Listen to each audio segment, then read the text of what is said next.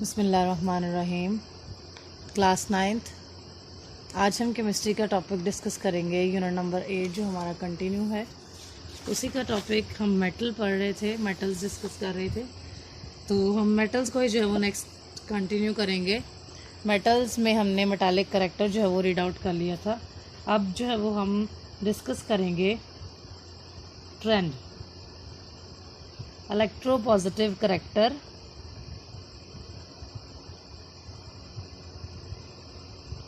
Electropositive character के हवाले से हम पढ़ चुके हैं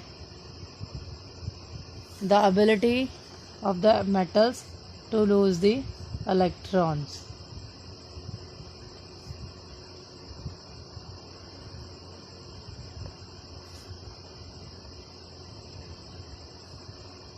मेटल्स की वो एबिलिटी जिससे वो इलेक्ट्रॉन लूज़ करती हैं उसे हम इलेक्ट्रोपॉजिटिव करैक्टर कहते हैं। उसमें हमने पढ़ा था कि वैलेंसी क्या होती है, जितने नंबर ऑफ़ इलेक्ट्रॉन वो लूज़ करेंगे उनकी वैलेंसी कहलाएगी। नेक्स्ट हम जो है वो डिस्कस करेंगे ट्रेंड ऑफ इलेक्ट्रोपॉजिटिविटी। इलेक्ट्रोपॉजिटिविटी या इलेक्ट्रोपॉजिटिव करैक्टर का ट्रेंड क्या है। अगर हम ट्रेंड जो है वो, आपको पता है कि हम ट्रेंड ग्रुप में और पीरियड में दोनों में डिस्कस करते हैं। अगर हम ग्रुप में ट्रेंड देखें, यू नो दैट कि हम ग्रुप में फ्रॉम टॉप टू बॉटम जो है वो स्टडी करते हैं। अगर टॉप टू बॉटम हम देखें एलिमेंट्स को, तो हाइड्रोजन तो खैर जो है वो मेटल नहीं है। उसके बाद लिथियम आती है 3 और सोडियम है 11 और पोटाशियम है 19। हाँ, स्ट्रक्चर देखें तो लिथियम फर्स्ट में 2 इलेक्ट्रॉन्स, सेकंड में 1 इलेक्ट्रॉन। सोडियम का स्ट्रक्चर 2 इलेक्ट्रॉन, 8 इलेक्ट्रॉन और 1 इलेक्ट्रॉन।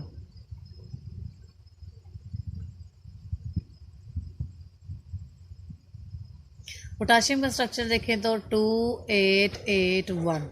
ठीक है। अब अगर आप देखें तो नीचे आते आते, क्योंकि साइज ऑफ एटम जो है वो इंक्रीज हो रहा है, साइज ऑफ एटम इंक्रीज हो रहा है, उसके साथ साथ उनकी जो अट्रैक्शन है वो कम हो रही है। अट्रैक्शन कम हो रही है तो उनके लिए अपना लास्ट इलेक्ट्रॉन लूज करना जो होगा वो आसान होगा। ठीक है। अब लिथियम है, उसका जो है वो डिस्टेंस थोड़ा कम है, अट्रैक्शन ज़्यादा होगी। सोडियम का डिस्टेंस ज़्यादा है, इसलिए अट्रैक्शन कम होगी, आसानी से इसे हम निकाल सकते हैं, रिमूव कर सकते हैं। यानी लिथियम की निस्बत हम कंपैरिजन करें तो सोडियम का इलेक्ट्रॉन ज़्यादा आसानी से लूज़ हो जाएगा।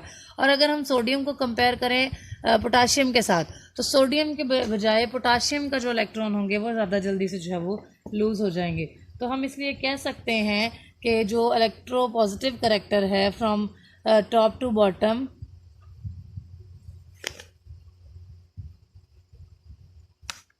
इट इंक्रीजेस, ये बढ़ता जाता है। ठीक है। टॉप टू बॉटम अगर हम जाएं तो इलेक्ट्रोपॉजिटिव करैक्टर जो है वो इंक्रीज होता है किसी भी मेटल्स का। ठीक है, किसी भी ग्रुप में अगर हम देखें। उसके बाद हम पीरियड्स में देखें तो पीरियड्स में आपको पता है कि पीरियड्स में हम जब जाते हैं फ्रॉम लेफ़्ट टू राइट, तो लेफ़्ट टू राइट जाते हुए क्योंकि साइज़ जो होता है वो कम हो जाता है। साइज़ कम होता है तो अट्रैक्शन बढ़ जाती है। अट्रैक्शन बढ़ जाती है तो उनके लिए ज़्यादा मुश्किल हो जाता है इलेक्ट्रॉन को लूज़ करना। अगर अट्रैक्शन बढ़ जाएगी तो इलेक्ट्रॉन को लूज़ करना जो होगा वो मुश्किल हो जाएगा, जिस वजह से अगर हम देखें तो पीरियड में इलेक्ट्रोपॉजिटिव करैक्टर जो होता है वो डिक्रीज़ होता है।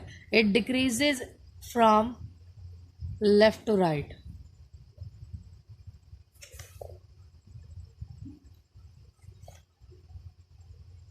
It decreases from left to right in a period. यानी इलेक्ट्रोपॉजिटिव करैक्टर जो है वो पीरियड में डिक्रीज होता है बेसिकली, क्योंकि साइज़ आपको पता है कि लेफ़्ट टू राइट जाते हुए अगर हम देखें तो लिथियम का साइज़ 2 1, शेल्स उतने ही होते हैं, लेकिन अट्रैक्शन की वजह से जो है वो शेल थोड़ा सा आउटरमोस्ट शेल श्रिंक कर जाता है, जिसकी वजह से हम देखें तो लिथियम, बेरिलियम, बोरॉन, तो साइज़ कम हो जाएगा, अट्रैक्शन बढ़ जाएगी, इसलिए उनको इलेक्ट्रॉन जो है वो लूज़ करना मुश्किल होता जाएगा।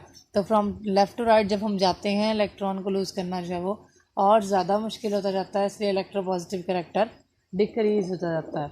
उसके बाद अगर हम नेक्स्ट देखें तो नेक्स्ट हमारे पास जो टॉपिक है वो है relationship between the electropositivity and ionization energy. Ionisation energy और इलेक्ट्रोपॉजिटिव करैक्टर में आपस में क्या रिलेशनशिप है।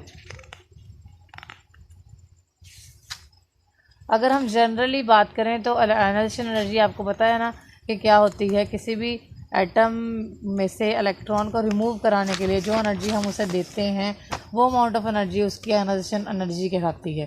ठीक है, अब आयनाइजेशन एनर्जी और इलेक्ट्रोपॉजिटिव करैक्टर में क्या रिलेशनशिप है?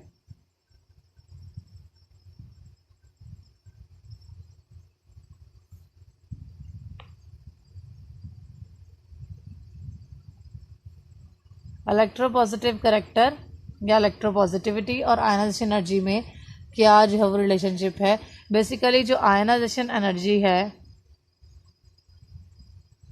वो आपको पता है कि किसी भी एटम में से जब हम इलेक्ट्रॉन को रिमूव करवाते हैं तो जो एनर्जी रिक्वायर होती है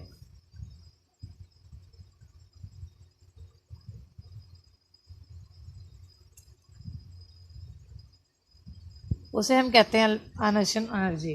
अब जो इलेक्ट्रोपॉजिटिव करैक्टर है वो डिपेंड करता है, इलेक्ट्रोपॉजिटिव करैक्टर डिपेंड करता है आयनाइजेशन एनर्जी पे।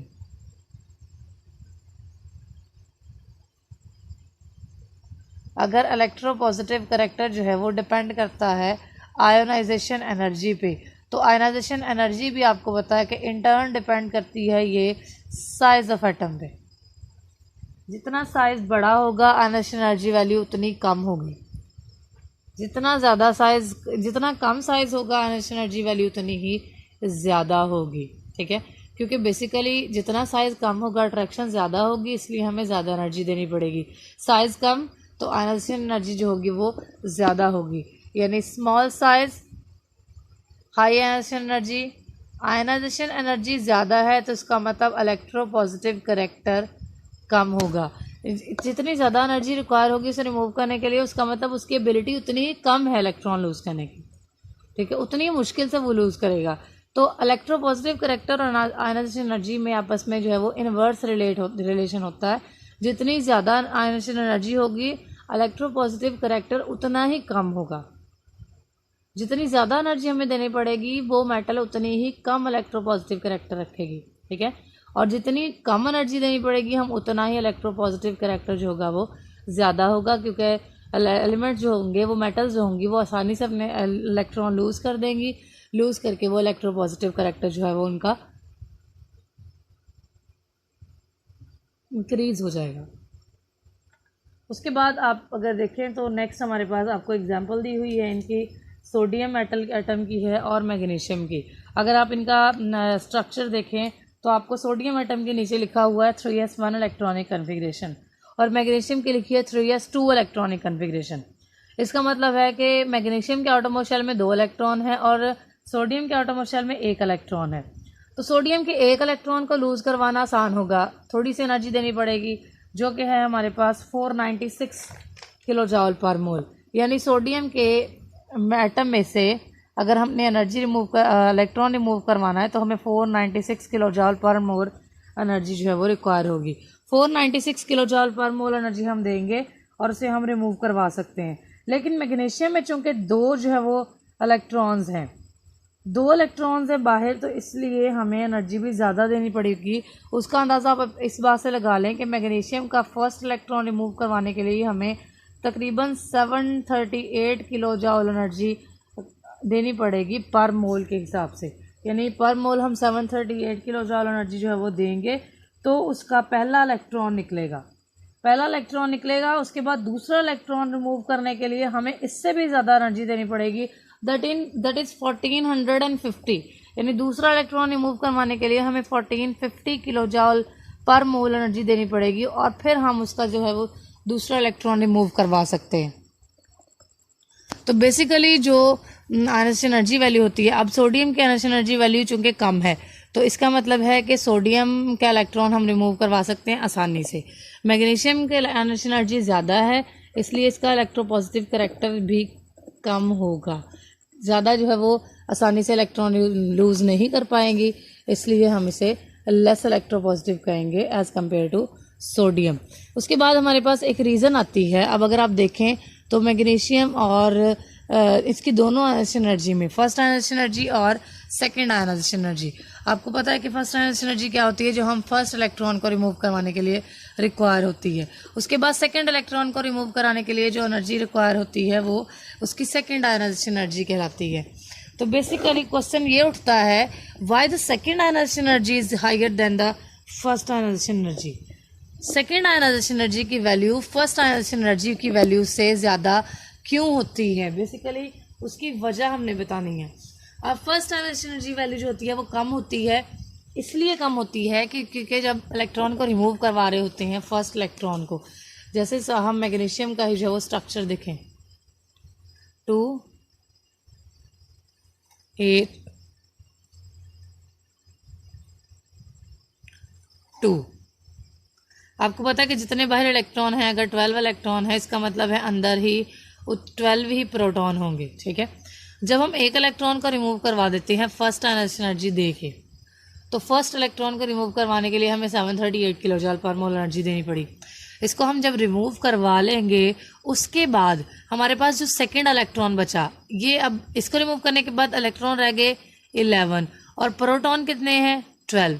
इसका मतलब कि अट्रैक्शन इंक्रीज होगी, प्रोटॉन ज़्यादा स्ट्रांगली जो है वो अट्रैक्ट करेंगे उस इलेक्ट्रॉन को और उसे निकलने नहीं देंगे, इसलिए हमें उसे ज़्यादा एनर्जी देकर रिमूव करवाना पड़ेगा। सेकेंड आयनाइजेशन एनर्जी की वैल्यू जो होगी वो ज़्यादा होगी।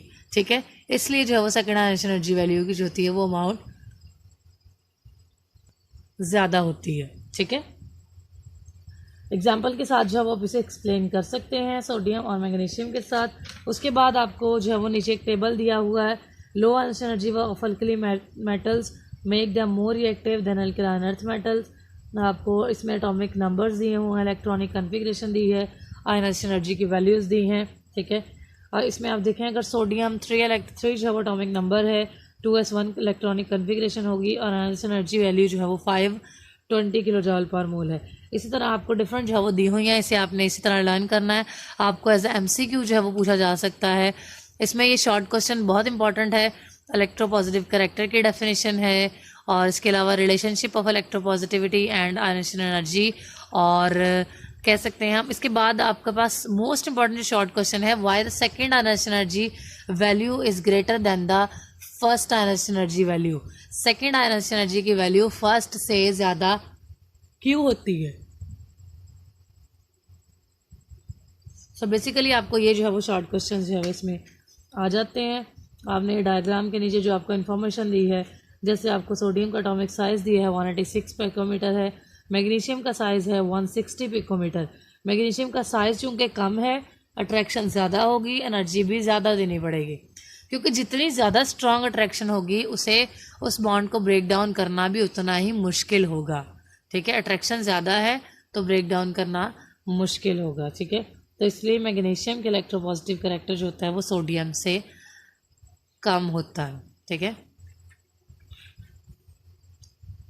ठीक है, तो ये हमारे पास जो है वो आज एक टॉपिक था। आज हम इतना ही डिस्कस करेंगे, कल हम इंशाल्लाह नेक्स्ट टॉपिक डिस्कस करेंगे अल्कली और अल्कलाइन अर्थ मेटल्स को। ठीक है, टेक केयर, अल्लाह हाफ़िज़।